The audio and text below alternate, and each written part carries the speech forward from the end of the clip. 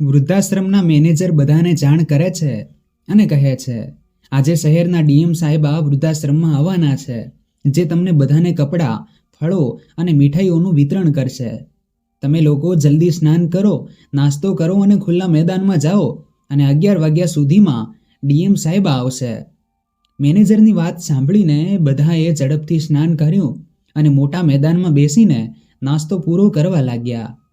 નાસ્તો કર્યા પછી ઘણા વડીલો ખુલ્લા મેદાનમાં શિયાળાના ગરમ તડકામાં સ્નાન કરવા બેઠા. તે જ સમયે કેટલાક લોકો વૃદ્ધાશ્રમના મોટા દરવાજા તરફ જોઈ રહ્યા હતા, કારણ કે તેઓ પ્રથમ વખત શહેરના ડીએમ સાહેબાને જોવાના હતા. ત્યારે એક વડીલે કહ્યું, તમે જાણો છો, ડીએમ બનવા માટે ઘણું ભણવું પડે છે. બાળકો વર્ષો સુધી રૂમમાં બંધ રહીને અભ્યાસ કરે છે, તો જ તેઓ ડીએમ બની શકે છે. પાસે બેઠેલા દીનાનાથજીએ પૂછ્યું, હે મનોહરજી, તમે આ બધું કેવી રીતે જાણો છો? મનોહરજીએ કહ્યું, દીનાનાથજી, સરકારી શાળાના શિક્ષક મારા પડોશમાં રહેતા હતા. તેમને એક પુત્ર અને એક પુત્રી હતી. પુત્ર આખો દિવસ રૂમમાં બેસીને અભ્યાસ કરતો હતો. જ્યારે મેં તેને પૂછ્યું ત્યારે તે હસીને કહે, કંઈ નહીં કાકા, હું હમણાં ભણું છું. પાછળથી તેના પિતાએ કહ્યું કે તે ડીએમ બનવા માટે ભણી રહ્યો છે અને તેણે કહ્યું હતું કે તેનો પુત્ર જિલ્લાનો કલેક્ટર બનવો જોઈએ. તેને ડીએમ બનાવવાનું મારું સપનું છે અને મારા પુત્રને પણ અભ્યાસમાં ખૂબ જ રસ છે. તેથી જ તે દિવસ રાત મહેનત કરતો રહે છે. મનોહરજીની વાત સાંભળીને દીનાનાથજીએ કહ્યું, ઠીક છે મનોહરજી, આગળ શું થયું? છોકરો ડીએમ બન્યો? મનોહરજીએ કહ્યું, હા, તે છોકરો ડીએમ બન્યો, પરંતુ તે પછી હું તેને ક્યારેય મળ્યો નથી. જ્યારે તેઓ ડીએમ તરીકે ગામમાં આવ્યા ત્યારે તેમનું ખૂબ ધામધૂમથી સ્વાગત કરવામાં આવ્યું હતું. ફૂલોના હાર પહેરાવવામાં આવ્યા હતા અને ઢોલ વગાડવામાં આવ્યા હતા. તે બધું મને તેમના પિતાએ મને ફોન પર કહ્યું હતું. દીનાનાથજીએ પૂછ્યું, કેમ મનોહરજી, તમે તે સમયે ગામમાં ન હતા? આ પ્રશ્ન સાંભળીને મનોહરજીએ નિરાશા સાથે કહ્યું, કમનસીબે તે સમયે મારો પુત્ર અને પુત્રવધુ તેમની સાથે મને શહેરમાં લઈ ગયા હતા. એ વખતે અમે ગામમાં નહોતા અને તે વખતે હું મારા ગામ પણ જઈ શકતો નહોતો, કારણ કે મને શહેરમાં લાવ્યા પછી અમારી પુત્રવધુ અને પુત્રએ ગામનું ઘર અને જમીન વેચી દીધી હતી. હું મારી પત્ની સાથે ગામ ગયો હોઉં તો પણ ક્યાં રહોત. મજબૂરીમાં અમારે પુત્રવધુ અને પુત્ર સાથે રહેવું પડ્યું. પુત્ર પાછળથી અમારી બધી મિલકત વેચીને તેઓએ અમને દૂધમાંની માખીની જેમ ફેંકી દીધા. આજે અમે બંને પતિ પત્ની આ વૃદ્ધાશ્રમમાં રહીએ છીએ. મનોહરજીની વાત સાંભળીને ત્યાં બેઠેલા બધા જ ચોંકી ગયા. તેમાંથી એકે કહ્યું, તમારી પત્ની પણ આ વૃદ્ધાશ્રમમાં રહે છે? અમે તેમને ક્યારે જોયા નથી. દરેકના પ્રશ્નોના જવાબ આપતા મનોહરજીએ કહ્યું, હા, મારી પત્ની તેના રૂમમાંથી બહાર નથી આવતી. હું તેનો ખોરાક પણ રૂમમાં જ લઈ જાઉં છું. વૃદ્ધાશ્રમના સંચાલક આ વાત સારી રીતે જાણે છે. મેં તેને ઘણી વખત સમજાવવાનો પ્રયત્ન કર્યો, પરંતુ મારી પત્ની રૂમમાંથી બહાર આવવા માંગતી નથી. પુત્રવધુ અને પુત્રો તરફથી તેણીએ જે વિશ્વાસઘાત અને દુઃખ સહન કર્યું છે તે તેને અંદરથી એટલી તોડી નાખી, તે આ બધું સહન કરી શકી નહીં. તેણે પોતાની જાતને એક રૂમમાં બંધ કરી દીધી છે. ન તો તે બહાર જાય છે કે ન તો કોઈની સાથે વાત કરે છે. તે આખી દુનિયાથી હેરાન થઈને એકલી રહેવા લાગી છે. અમે આ વૃદ્ધાશ્રમમાં આવ્યા ત્યારે તે માત્ર રડતી જ રહી. અહીંયા રહેતા અમને 1 વર્ષ થઈ ગયું છે, પરંતુ તે હજી પણ કોઈને મળતી નથી. મેં તેને તેની મરજી મુજબ જીવવા પણ દીધી છે. તે ક્યારેય તેની પુત્રવધુઓ અને પુત્રો સાથે પોતાની મરજીથી કંઈ કરી શકતી ન હતી. હું તેના પર કોઈ નિર્ણય લાદવા માંગતો નથી. હું તેને જે ગમશે તે કરવા દઈશ. જ્યારે ડીએમ સાહેબા આવે છે ત્યારે દરવાજાની બહાર 3-4 વાહનો અટકી જાય છે. પોલીસના વાહનો પણ તેમની સાથે છે. સૌથી પહેલાં 4 પોલીસ કર્મીઓ એક કારમાંથી બહાર આવે છે અને ડીએમ સાહેબાની કારનો ગેટ ખોલે છે. વૃદ્ધાશ્રમના પ્રાંગણમાં બેઠેલા દરેક વ્યક્તિ ડીએમ સાહેબાને કારમાંથી નીચે ઉતરતા જોઈ રહ્યા છે. બધાની નજર તેના પર ટકેલી હતી. ડીએમ સાહેબા, જે લગભગ 27-28 વર્ષની યુવતી છે, તેને સુંદર રીતે વાદળી કોટનની સાડી પહેરેલ છે. કારમાંથી નીચે ઉતરતાની સાથે જ તે તેના ડ્રાઈવરને બીજી કારમાં રાખેલો સામાન લાવવાનો આદેશ આપે છે. જેમાં ફળો, મીઠાઈઓ અને કપડાનો સમાવેશ થાય છે. વૃદ્ધાશ્રમમાં બેઠેલા દરેક વ્યક્તિ તેને ચૂપચાપ જોઈ રહ્યા છે. પહેલાં તો તેની સાથે વાત કરવાની કોઈની હિંમત ન હતી. બધાને ચિંતા છે કે ડીએમ સાહેબાને ખરાબ લાગશે, પરંતુ ડીએમ સાહેબા ખૂબ જ દયાળુ વ્યક્તિ હતી. તેને વડીલો સાથે વાત કરવાનું ગમતું હતું. તે પોતે જ બધા સાથે વાત કરવા લાગે છે. પછી તેમનો ડ્રાઈવર બધો સામાન વહેંચવા માટે આવે છે. બધા વડીલો લાઈનમાં બેસે છે અને ડીએમ સાહેબા એક પછી એક બધાને ફળો અને મીઠાઈઓ વહેંચવાનું શરૂ કરે છે. મનોહરજીને મળવું. જ્યારે તે મનોહરજી પાસે પહોંચે છે ત્યારે તે તેમને જોઈને ચોંકી જાય છે અને કહે છે, કાકા, તમે અહીં વૃદ્ધાશ્રમમાં શું કરો છો? મનોહરજી તેમની જૂની આંખોથી તેમને ઓળખવાનો પ્રયાસ કરે છે, પરંતુ સમજી શકતા નથી કે શહેરની આટલી મોટી ડીએમ તેમને ચાચાજી કેમ કહી રહી છે. ડીએમ સાહેબા હસતા હસતા કહે છે, કાકા, તમે મને ઓળખતા નથી? હું વૈશાલી છું. હું તમારા ગામમાં તમારી બાજુમાં રહેતી હતી. મારા પિતા એ જ ગામની શાળામાં શિક્ષક હતા. મનોહરજી સુખતે ચિચિયારીથી કહે છે, ઠીક છે દીકરી, તો તું ભોલાનાથની દીકરી છે. તું ડીએમ બની ગઈ છે. ડીએમ સાહેબા હસતા હસતા કહે છે, હા હા કાકા, અને ભાઈ પણ કલેક્ટર બનવાની તૈયારી કરી રહ્યો હતો. મનોહરજી કહે છે, હા દીકરા, તે ભણવામાં પણ બહુ સારો હતો, તો શું કલેક્ટર બન્યો? ડીએમ સાહેબા ભાવુક થઈને જવાબ આપે છે, હા કાકા, ભાઈ પણ કલેક્ટર બન્યા. તેમની પાસેથી પ્રેરણા લઈને મેં પણ આખું વર્ષ સખત મહેનત કરી અને હું પણ ડીએમ બની ગઈ. ગામની દીકરીને કલેક્ટર બનતા જોઈને મનોહરજી ખુશ થઈ ગયા. તેમણે આસપાસ બેઠેલા બધાને કહેવાનું શરૂ કર્યું, જુઓ, હું જેની વાત કરી રહ્યો હતો તે તેની નાની બહેન છે. બંને ભાઈ અને બહેન કલેક્ટર બની ગયા છે. મનોહરજી આ વાત એટલી ખુશીથી કહી રહ્યા હતા જાણે વૈશાલી તેમની પોતાની પુત્રી હોય. તેઓ ઝડપથી ઊભા થઈને રૂમમાં ગયા અને તેમની પત્નીને આ વાત કહી. ત્યાં જઈને તેમણે કહ્યું, કાવેરી, તું જાણે છે, વૈશાલી બહાર આવી છે. હવે તે શહેરની કલેક્ટર બની ગઈ છે. તેણે મને એક જ નજરમાં ઓળખી લીધો. ચાલ, હું તમને વૈશાલીનો પરિચય કરાવું. તું આટલા દિવસોથી રૂમની બહાર નથી આવી. કમસે કમ આજે તેને મળવા તો બહાર આવ. એ પછી હું તને કંઈ કહીશ નહીં. એટલામાં વૈશાલી આજુબાજુના લોકોને પૂછે છે, આ કાકા ક્યાં ગયા છે? પાસે બેઠેલી સુભદ્રા આંટી કહે છે, અરે દીકરા, તે આ બધું તેની પત્નીને કહેવા ગયા હશે. તેની પત્ની ક્યારેય તેના રૂમમાંથી બહાર આવતી નથી. આ સાંભળીને વૈશાલી મેનેજરને કહે છે કે તે મનોહરજીના રૂમમાં જવા માંગે છે. મેનેજર વૈશાલીને મનોહરજીના રૂમમાં લઈ જાય છે. મનોહરજી તેની પત્નીનો તેઓ હાથ પકડીને દરવાજા પાસે પહોંચ્યા કે તરત જ કાબરીજી વૈશાલી પાસે દોડી ગયા અને રડવા લાગ્યા.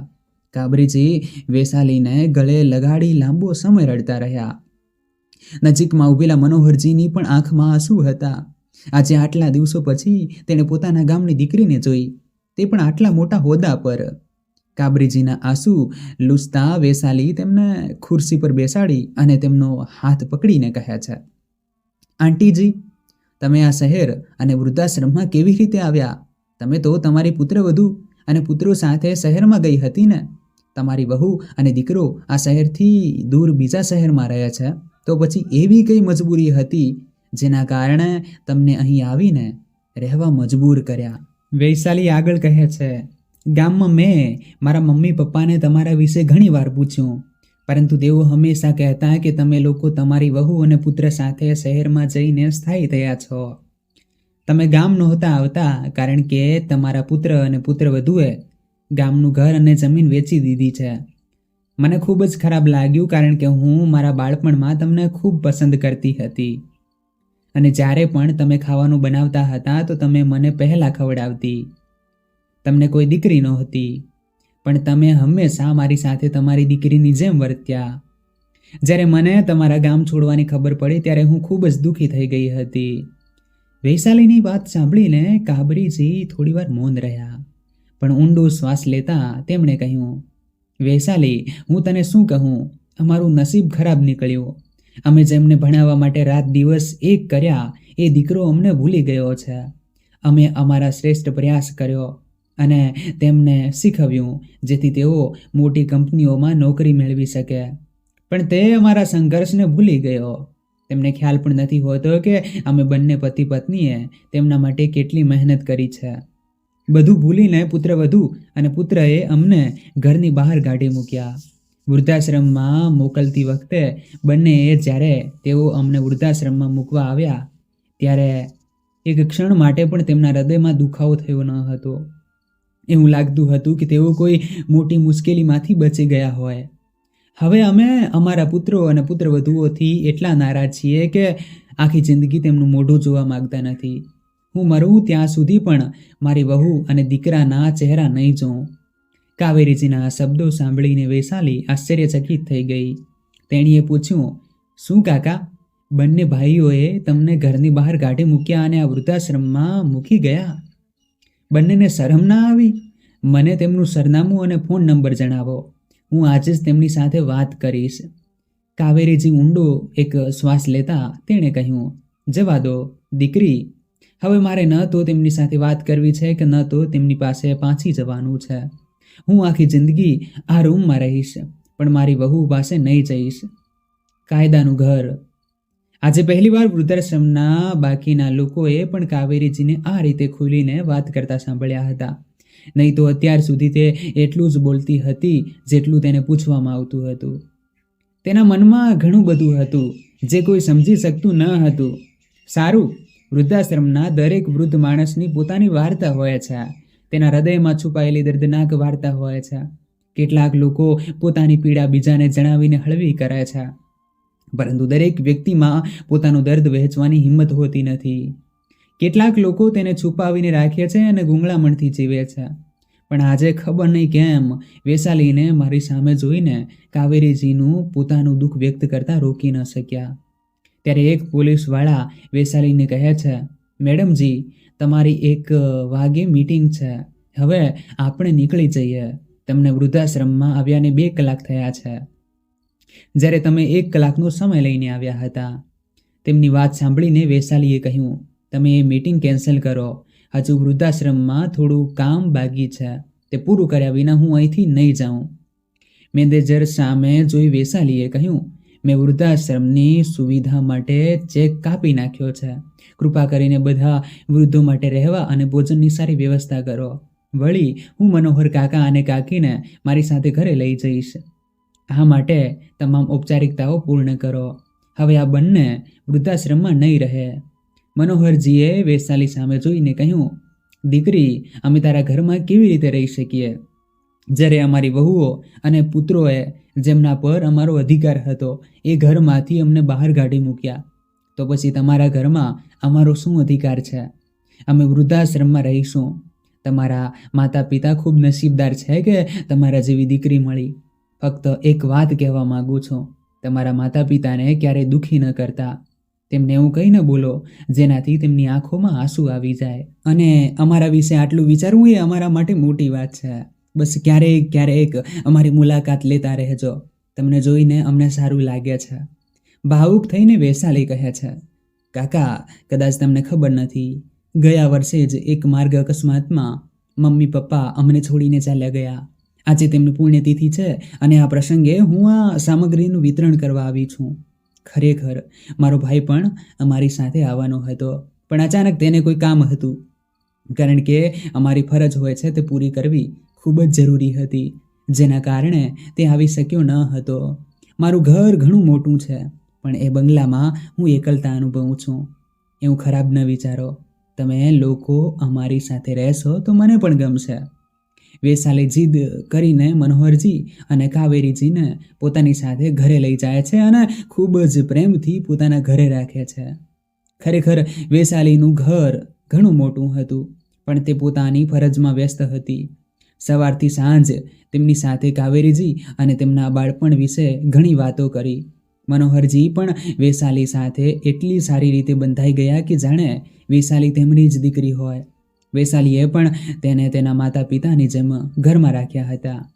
એક દિવસ વૈશાલીએ મનોહરજીને પૂછ્યું, કાકા, મને કહો, તમારી પુત્રવધુઓ અને પુત્રોએ તમારી સાથે આવું કેમ કર્યું અને તમે હવે તેમની પાસે કેમ જવા માંગતા નથી? શું થયું? મનોહરજીએ ઊંડો શ્વાસ લીધો અને કહ્યું, દીકરા, વહુ અને પુત્ર અમને ગામમાંથી ખૂબ પ્રેમથી શહેરમાં લાવ્યા હતા. શરૂઆતમાં તેણે અમારી સાથે ખૂબ સારું વર્તન કર્યું. ભોજન, ચા અને નાસ્તો સમયસર મળતો હતો, પરંતુ સમય સાથે તેના વર્તનમાં ફેરફાર થવા લાગ્યો. શરૂઆતમાં હું મારા મોટા પુત્ર સાથે રહેવા ગયો હતો. થોડા દિવસ બધું બરાબર ચાલ્યું, પણ પછી વહુએ રસોઈ બનાવવામાં અનિચ્છા બતાવવાનું શરૂ કર્યું. ક્યારેક તેણી કહે છે કે તેણીને તેની પીઠમાં દુખાવો છે અને ક્યારેક તેણીને માથાનો દુખાવો છે, અને પછી તે કહે, માજી આજે ભોજન બનાવશે. ધીરે ધીરે આદત બની ગઈ. 2 મહિનામાં બન્યું એવું કે ઘરનું બધું કામ કાવેરી પર આવી ગયું. આ બધું જોઈને મેં મોટા દીકરાને કહ્યું કે હવે આપણે થોડા દિવસ નાના દીકરા પાસે જવા માંગીએ છીએ. મેં વિચાર્યું કે નાની વહુ પાસે જઈને કાવેરીને ગળપણમાં થોડી રાહત મળશે. પણ અમે નાના દીકરા પાસે ગયા ત્યારે મોટી વહુએ નાની વહુને બોલાવીને સમજાવ્યું હતું કે તારી પાસે વૃદ્ધો આવે છે, તેમની સાથે સારું વર્તન ના કરતી. બીજે દિવસે નાની વહુ તેઓએ મને શાકભાજીની થેલી આપી અને મને 2 કિલોમીટર દૂર બજારમાં મોકલ્યો. ચાલતા ચાલતા મારો શ્વાસ રૂંધાઈ ગયો. તેમના ઘરમાં 3જા માળે ચડવામાં ઘણી મુશ્કેલી પડી રહી હતી. નાની વહુ અને દીકરો મારાથી નાના નાના તમામ કામો કરાવવા લાગ્યા. ક્યારેક દૂરથી દૂધ લાવવું, ક્યારેક તેના દીકરાને સ્કૂલ બસમાં ઉતારવા અને લેવા જવું. બધું મારે જ કરવાનું હતું. ઘરનું બધું કામ પણ કાવેરી પર છોડી દીધું. જો કાવેરી ક્યારેય કોઈ કામ કરી શકતી ના હોય તો નાની વહુ તેના પર બહુ ગુસ્સે થઈ જાય. ઘરમાં રોજ ઝઘડા થવા લાગ્યા. હું કે કાવેરી એ કામ કરી શક્યા નહોતા. અમે ગમે તેમ કરીને અમુક કામ કરતા હતા, પણ હવે તેણે અમને ઘરનું આખું કામ કરાવ્યું. શક્તિ ન હોવા છતાં અમારે તે બધું અનિચ્છાએ કરવું પડતું. દિવસ રાતના સંઘર્ષથી કંટાળીને મેં મારા પુત્રને કહ્યું, અમારે ગામડે જવું છે, અમારા ગામ જવાની ટિકિટ લાવો. આ સાંભળીને વહુએ બૂમ પાડી. તેણીએ કહ્યું, ગામ? કયું ગામ? હવે ગામમાં તમારી પાસે કંઈ નથી. અમે ગામની જમીનો અને મકાનો વેચી દીધા છે અને બધું અડધા અડધા ભાગમાં વહેંચી દીધું છે. હવે તમે ગામમાં જઈને શું કરશો? જો તમે લોકો જો બધું ઘરનું કામ કરશો તો અમે તમને અમારી સાથે રાખીશું, નહીં તો તમને ઘરની બહાર કાઢી નાખીશું. અમે બંનેએ ઘણું સહન કર્યું. મારી વહુની આ વાત સાંભળીને મને ખૂબ જ નવાઈ લાગી. મારું પોતાનું ઘર અને જમીન મારી પુત્રવધુ અને પુત્રએ વેચી દીધી હતી અને મને ખબર પણ નહોતી. આ વાત પર કાવેરી પણ ખૂબ ગુસ્સે થઈ ગઈ અને પુત્રને બૂમ પાડીને કહ્યું, તમને તમારા વૃદ્ધ માતા પિતાનું ઘર વેચતા શરમ ના આવી? જે ઘરમાં મેં તને જન્મ આપ્યો, તને ઉછેર્યો, તે ઘર તે અમને પૂછ્યા વગર વેચી દીધું. કાવેરીની આંખોમાંથી આંસુ વહી રહ્યા હતા. જે ઘરમાં તેણે લગ્ન કર્યા હતા તે ઘર વેચાવાથી તે ખૂબ જ દુઃખી હતી. તેણીએ કહ્યું, દીકરા, તમે મારું ઘર વેચી દીધું, પણ હું તમને મારા ઘર અને જમીનના પૈસા લેવા નહીં દઉં. હું હવે સમજી ગઈ છું કે તમારા ઈરાદામાં ખામી છે. મારે મારા ઘર અને જમીનના પૈસા પાછા જોઈએ છે. હું ફરી એ જ ઘર ખરીદીશ અને ગામમાં રહીશ. હું તમારી સાથે નહીં રહીશ. મેં તમારા ઘરે રહીને જોયું છે. પુત્રવધુ આખો દિવસ ઘરનું બધું કામ કરાવે છે અને દીકરાઓ આંખે પાટા બાંધીને બધું જુએ છે અને અમારી સાથે ક્યારેક એક શબ્દ પણ બોલતો નથી. હવે તમે બંને અમારા પૈસા આપો અને અમને અમારા ગામ જવાની ટિકિટ આપો. પુત્રએ ઠંડા સ્વરે જવાબ આપ્યો, માં, મેં તમારા બંનેની ટિકિટ લીધી છે, પણ ગામની નહીં, વૃદ્ધાશ્રમની.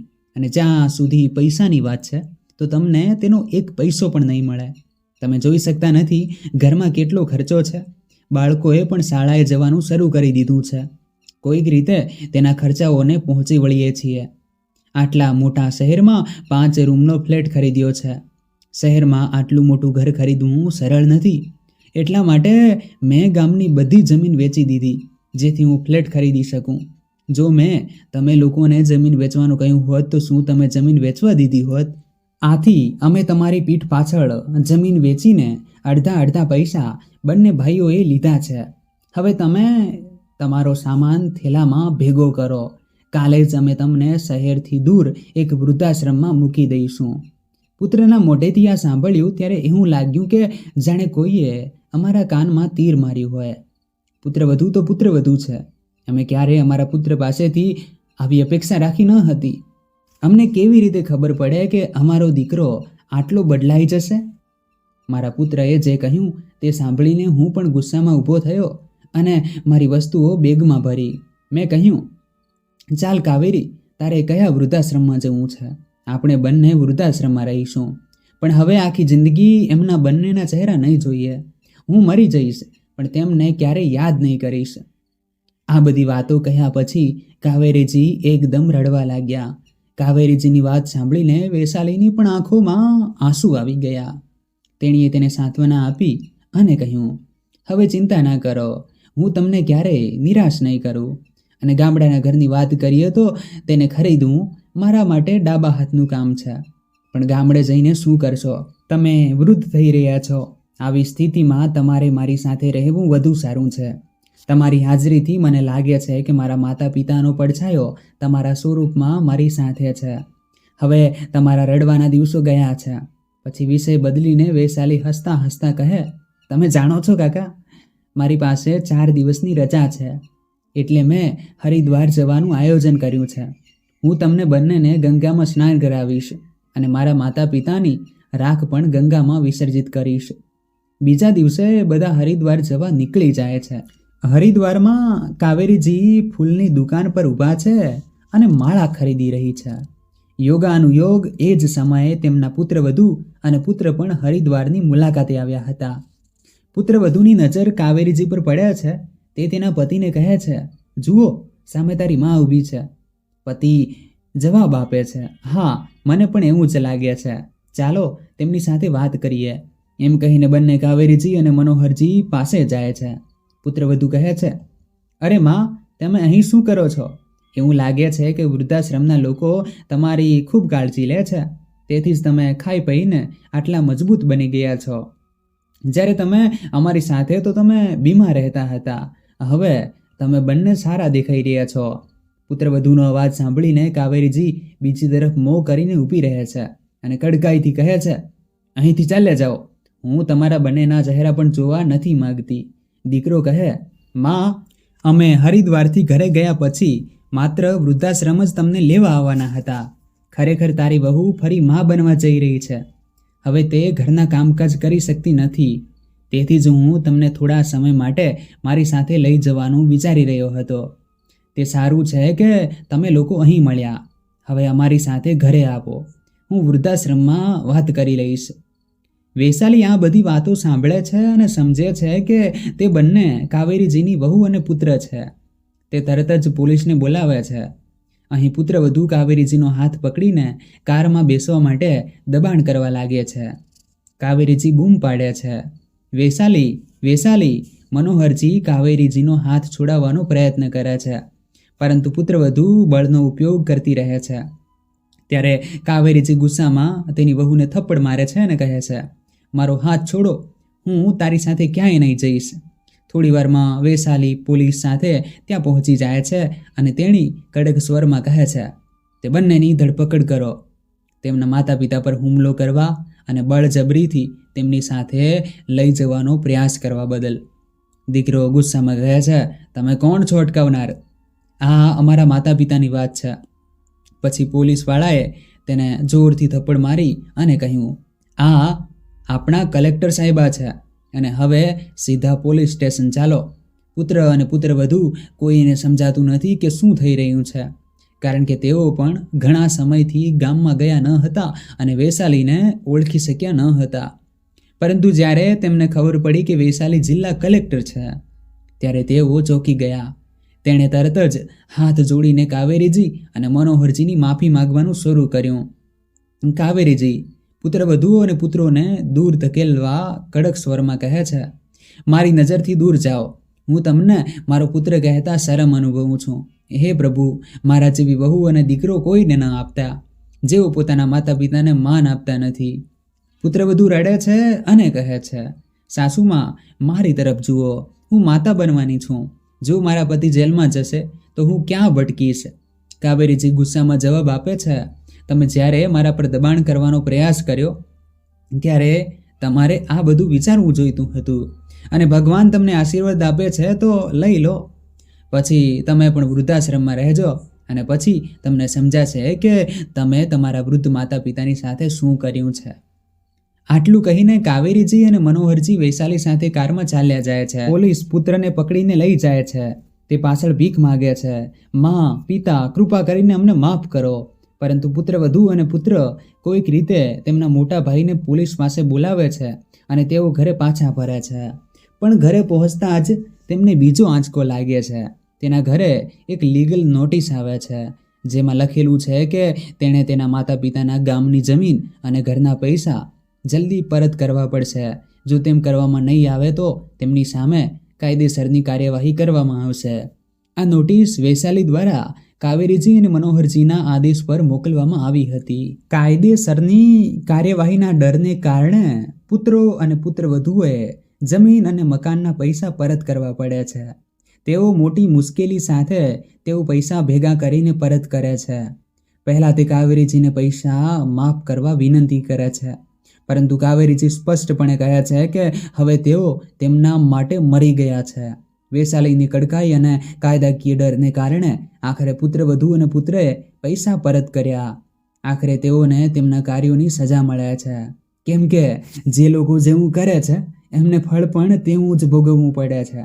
તો મિત્રો, આ વાર્તા આપણને શીખવે છે કે આપણે આપણા માતા પિતા અને વડીલોનું સન્માન કરવું જોઈએ. જે દુષ્ટ પુત્રો અને વહુઓ તેમની સાથે ખરાબ કરે છે તેને તેનું પરિણામ ભોગવવું પડે છે.